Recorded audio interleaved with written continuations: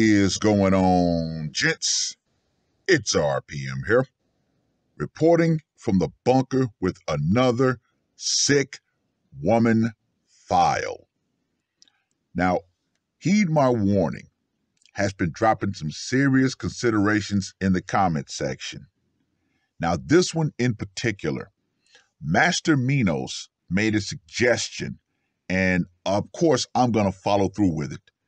He suggested that this one be a bit of an appetizer before the HMT slaughter feast begins. Now, this article was published on the 21st of October. Indiana cops find people chained up in quote-unquote gruesome house of horrors. Wow. Oh well. Let's talk about this rotten bitch. That seems to be a good tagline for this series. I think I'm gonna keep it. But anyway, let's talk about this rotten bitch.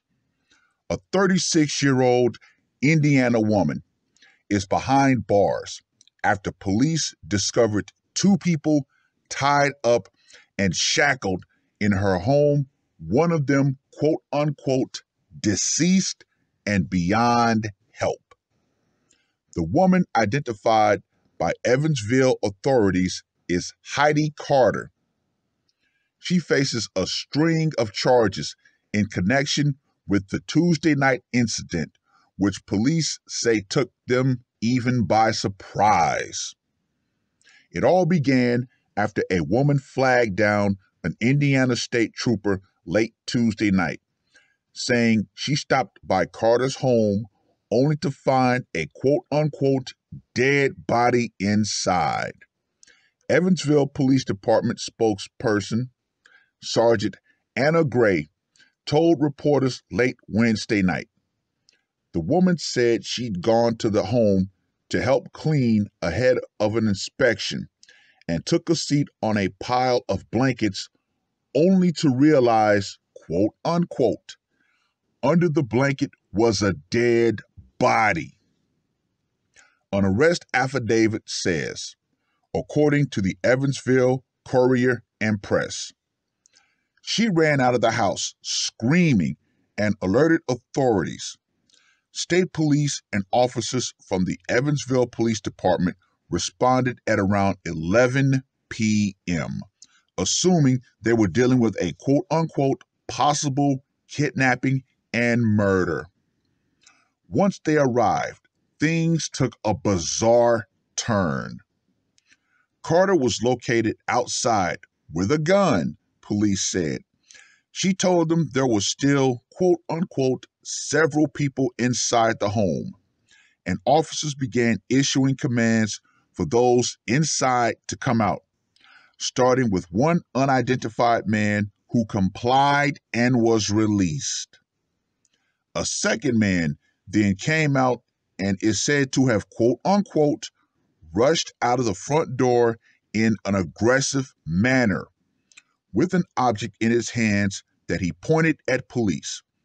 He was fatally shot by several police officers in what Gray said, quote-unquote, appears to be a suicide by cop situation.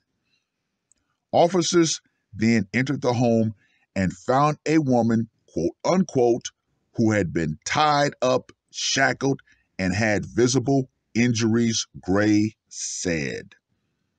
Another individual was located inside the residence, but unfortunately was deceased and beyond help.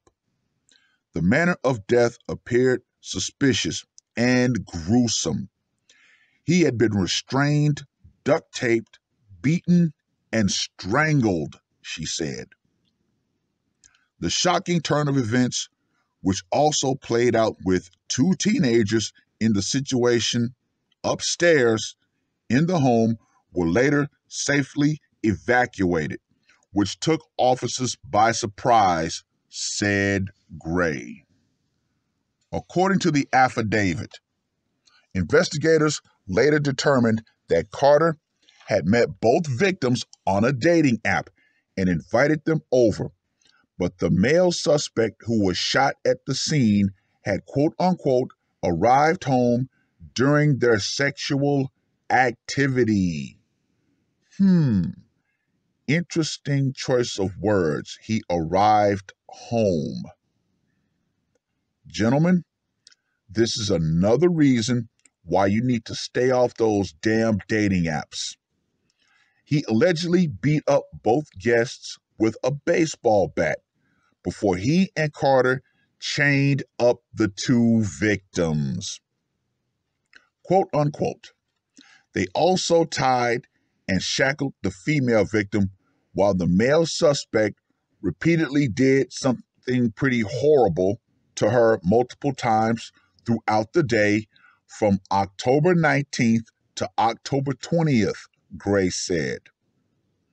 The extent of the female victim's injuries were not immediately clear, but police said she had been hospitalized.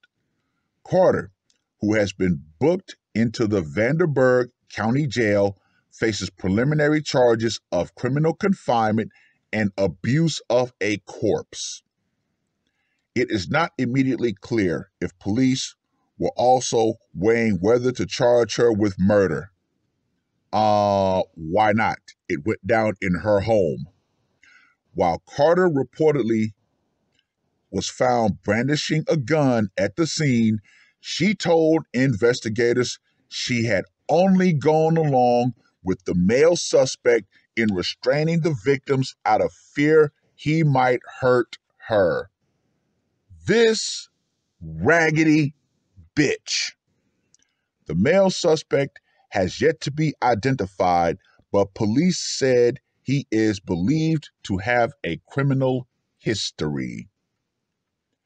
There you have it, gentlemen.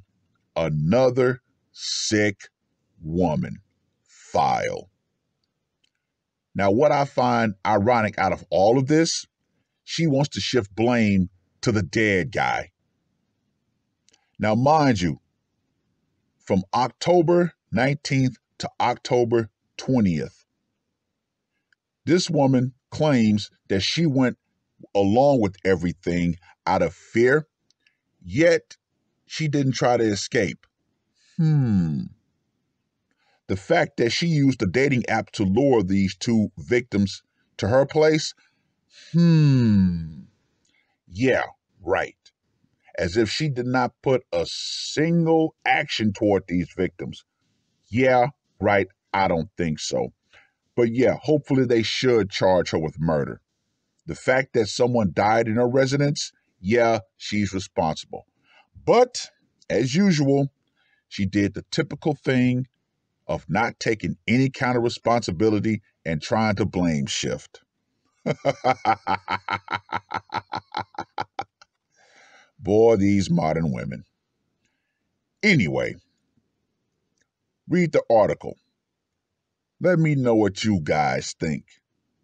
And ladies, the power will eventually go out. Feminism and this media that loves to try to do everything it can to lessen the criminal acts that you do will go out right along with it. Because guess what? As long as I can, I'm going to keep reporting on stories like this, just to let people know that you're not these innocent little angels. You are crazy, you are sick, and you're going to be exposed. That's all I got to say for this one. R.P.M. I am out. I've seen some pretty horrible things in my life, but this is just